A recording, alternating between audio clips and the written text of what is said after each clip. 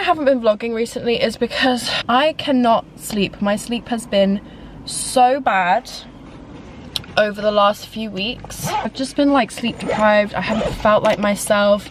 I felt ugly. I feel like this happens to me probably every 2 to 3 months. I'll have a solid 2 weeks where nothing about my appearance has changed, but I'm just like, what's going on?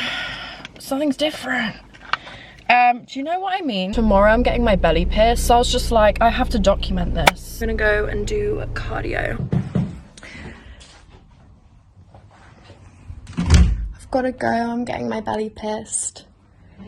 Ne? Yeah, I'm gonna be late. Bye. Yeah? My appointment's at 5. It's on Gloucester Road. I booked it yesterday. I've been wanting to do it for a long time. What time are you gonna come back? I don't know. This is it, yeah. Had good reviews and it's just really close to me, so.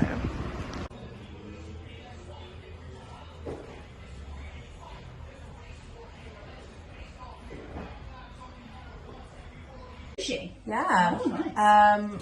And then this weekend I'm going. Didn't even film it. I wanted to film it, but I was just so nervous in the moment that I didn't want to ask, and I didn't want to ask her either in case she felt weird about me filming. On a scale of 1 to 10, I'd say like 7, but it was over really quickly. But you have to go through it twice. So like she drew it on and like checked in the mirror and stuff, and I was happy with it.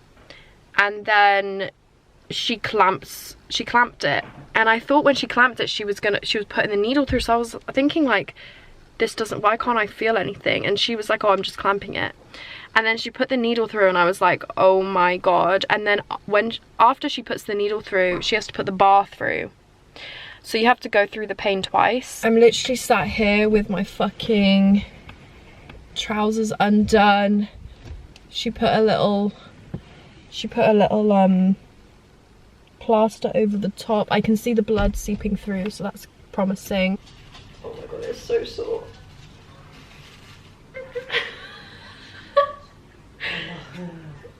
Daha büyük taşlısı yok muydu, onu taksaymış? Ay, dokunma. Ay, ne çok kötü oldum ben. Oh my god. Alfie! What did I do? Ah! The fuck is in here? It doesn't even say the ingredients. Spray from a distance of 2 to 4 inches.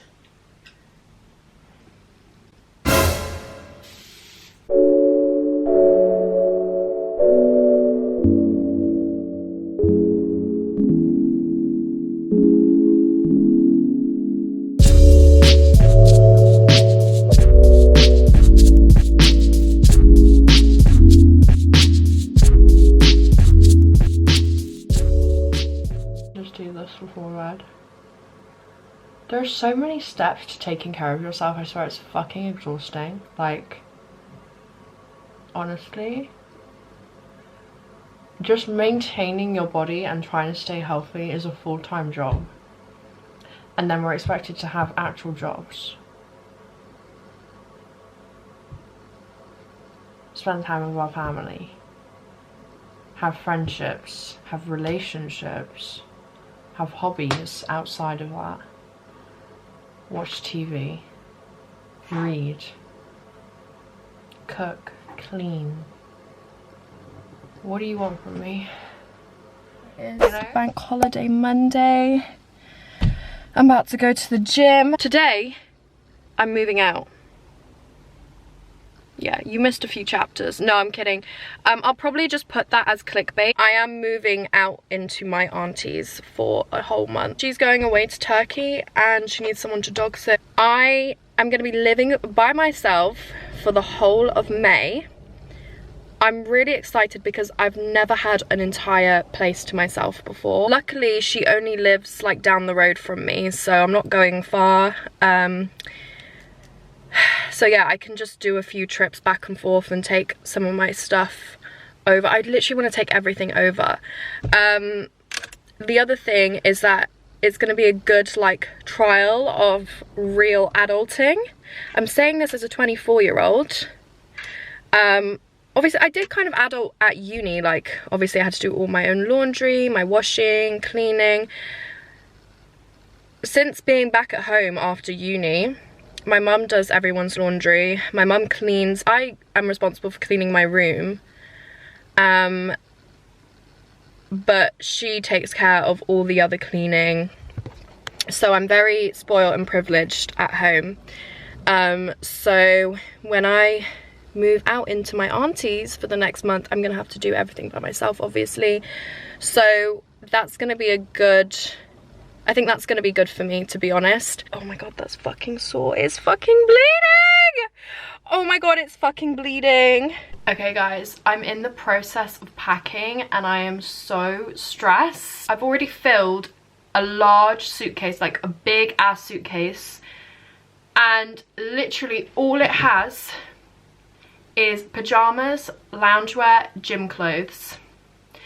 I'm like, if I'm gonna like go out and look cute or anything, I'll just come home and pick up my clothes from here, or if I have to go to an event at work, I'll just come here and get my work clothes. A big suitcase, a small suitcase, and then some extra bags too. Is that a lot or is that reasonable for a month? I don't know. I've still got to pack my shoes. Guys, this is my new bedroom. I will show you guys the rest of the house in a sec. But I'm just unpacking. Currently in my pajamas. It's around 8:30. Honestly, I need to just get rid of all of my shit because this minimalism is really doing something for me. I love just having like no belongings. Like everything just feels so much neater. I would love to move out eventually one day, but it's just like, the thing is I could afford to on my salary, but my quality of life would just be, you know, because so much of my money, my income would go on rent and bills, and I'm like, is that really worth it? Like, it'll be better in some ways, but in other ways I will suffer because I won't be able to have the luxuries that I can have now. You don't know the layout of my house, you will once I've given this tour because it's pretty much the same. So I'll show you guys. Stairs here. We've got under the stairs storage. This is where like the washer dryer is, and then we've got a downstairs bathroom. We've got the lounge, and we've got my baby for the next month. TV. There's pictures of my cousins on the wall. This actually opens up to a desk, so I could actually work from here. You pull this down, it becomes a desk. And then you come into the kitchen area. So they've got their bookcase here. And this is the kitchen. I've just set up my work stuff. So it's very similar, very, very similar, but it feels more like open and one room. Our house feels a bit more, it's still quite open plan, but it just feels a bit separate. I think it's because you have to go around the corner to get into our kitchen, and our kitchen is longer than this because we don't have the downstairs bathrooms. The bathroom is in the exact same location as our bathroom at home, and then literally the same. So I'm in this room. I think I've shown you guys that I've set up here. I've put Leon's bed in here now. My auntie's bedroom, which is the equivalent to my parents' bedroom. And then we've got a smaller bedroom here. And my cousins used to live here. They've both moved out now. Roxy was in there, and her brother Arman was in that room. It's exactly the same. I'm in that room and my brother's in the smaller room. I've got scrambled eggs on toast and avocado and salmon. Leon is lurking. This is beautiful. This is really nice. Isn't it, Leon? He's happy.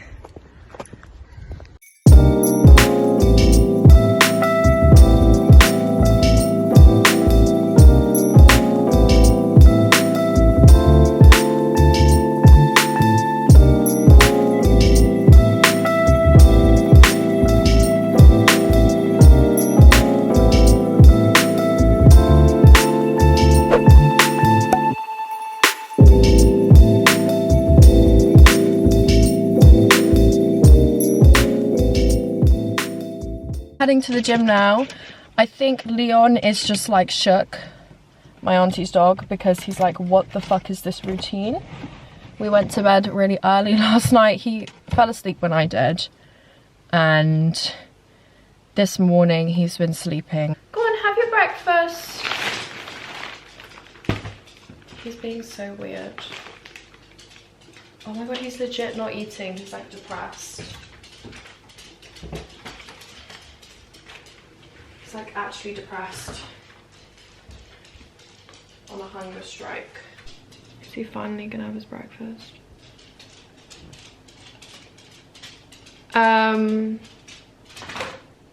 You guys, my dog is broken. Or day 2 of dog sitting and he's not eating. He ate his dinner that I gave him last night. Like, but he's just not having his breakfast. Yeah, I don't have any meetings scheduled in today, thank God. It just means I can be more productive. But obviously if any calls come through, obviously the calls can take up a lot of time, and then the admin that you have to do after takes up a lot of time. It depends how busy it is, but it's been quite quiet so far. I think around sort of bank holiday and stuff, like we just don't get as many calls, so we'll see. But I had to set it up. It wasn't working when I plugged it in. I had to put in like a Wi-Fi booster and set that up quickly. I was like rushing. It was like 9 o'clock and I was like, oh my god, I should have already had this set up. It's quite dangerous. I'm gonna get used to this because like I can just play my music on the speaker. I've got the whole, I can spread myself out. It's just so nice. I feel like this is going to make me more productive with work as well. I don't know, I just feel like having an office space, a workspace separate to your bedroom is really healthy.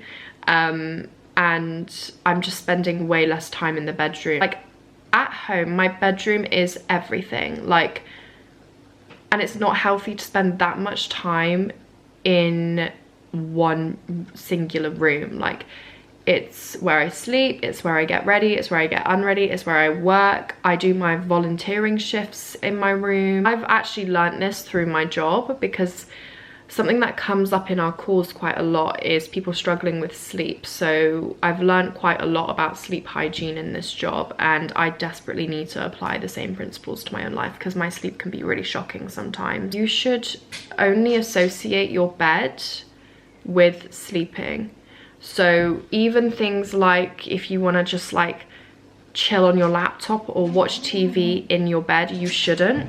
I'm just gonna let him out, because you should only use your bed for sleeping, and that is how you improve your sleep. Well, that's one of the ways anyway. Let's have a look. So I want to open a few documents. So whenever I'm on the phones, I open up some documents, because whilst we're on the calls, or you can fill it out after the calls, it's just easier if you type up some of your notes during the calls. I normally just edit and organize them after, but we have like an initial assessment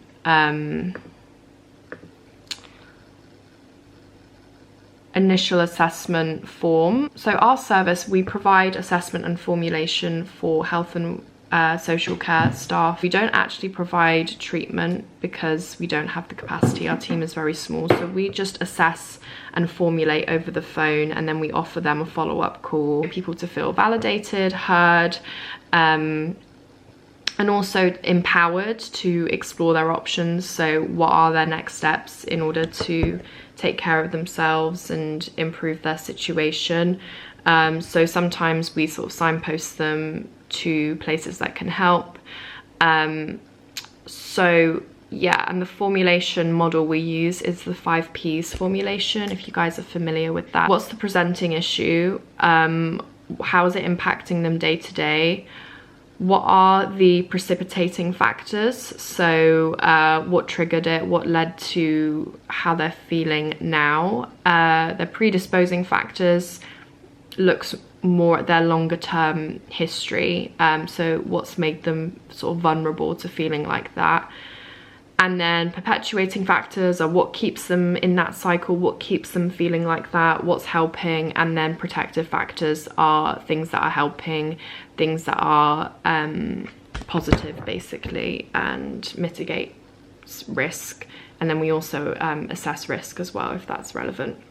So that's basically the format of the calls. Making a second breakfast. I'm gonna put some banana in his breakfast, and then maybe he'll eat it. Because Alfie loves banana. I'm sure Leon does too.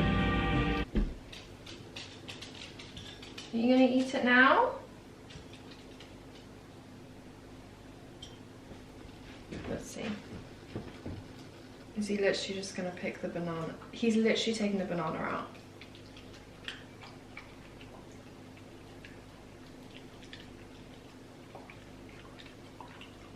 Good boy. Okay, maybe not.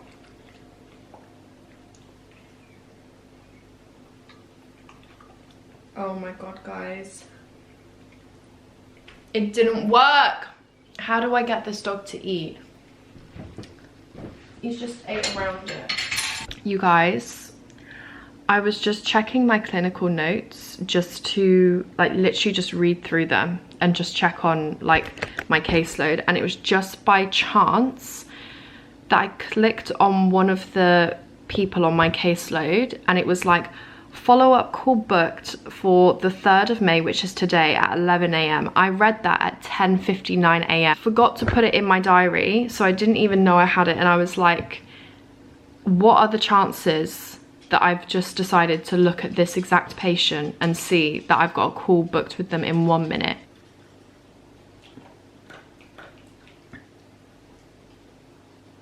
It's finally eating at 12:30. We are at the end of the day. Today has been quite the day. There have been tears. There have been tantrums. No, there haven't been any tantrums. I've just felt all over the place today, and I'm like, wow, Mercury really is in retrograde. For real. I've had no appetite. I've been working all day on this booklet. A lot of this role is like, this role is amazing because I'm getting experience in way more fields than just like direct clinical experience. I feel like my old AP role when I was working in CAMS, which is the Children and Adolescents Mental Health Service, that gave me so much direct clinical experience. Whereas this role is giving me so many non-clinical skills like developing resources, research, general projects, project management, you know, collaborative work, website design. I mean, I did a bit of that in my CAMS role actually, but I'm doing more of that here. Social media, comms, like producing content, like it's such a diverse role actually, which is really cool. So I've spent all day working on this booklet, and I'm ready to just log off for the day now. No new calls came through. I just had my follow-up call at 11 o'clock, which I discovered I had booked in 1 minute before I was meant to call the person. Packing this shit away, it makes the kitchen so messy. Look at the wires. Like, let's look at the setup. Lol. So yeah, I cannot wait to just put this all away. I'm not gonna go get my nails done. I want them done so badly, but I cannot be bothered to sit in that chair for an hour. My back already hurts. Try and get my office chair bought over here. This chair is still pretty comfy, but it's not my office chair. I feel like my back's suffering because the mattress here. I'm just complaining, just shut the fuck up. Okay. We're on our walk. We're going to the woods again. And I'm just trying to be present. I'm trying to enjoy nature, enjoy the small things. Keyword trying.